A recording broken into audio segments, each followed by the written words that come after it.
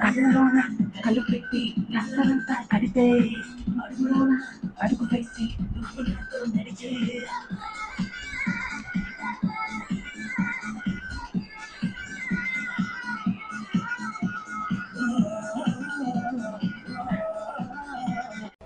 Time అయిపోయింది. అది సార్తో ఇంటర్వ్యూ ఉంది ఈరోజు. ఇప్పటికి బాగా లేట్ అయింది, ఏమంటారేమో.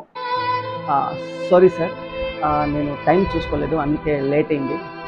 Sorry sir. సి నువ్వు వస్తావు కదా అని నేను వెయిట్ చేయలేదు.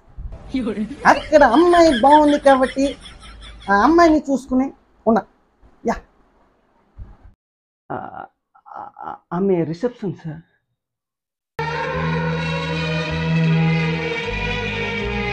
సార్, మూవీ గురించి ఏమైనా update sir?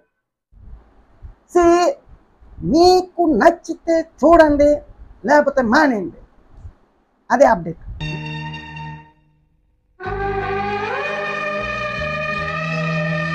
అప్డేటా sir?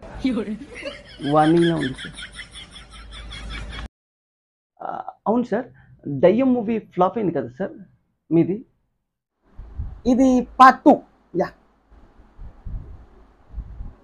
Sir. Sir, ఇది ఫ్లాప్ అయితే పార్ట్ 3. యా, ఆడియన్స్ మీద రివెంజ్ అన్నమాట.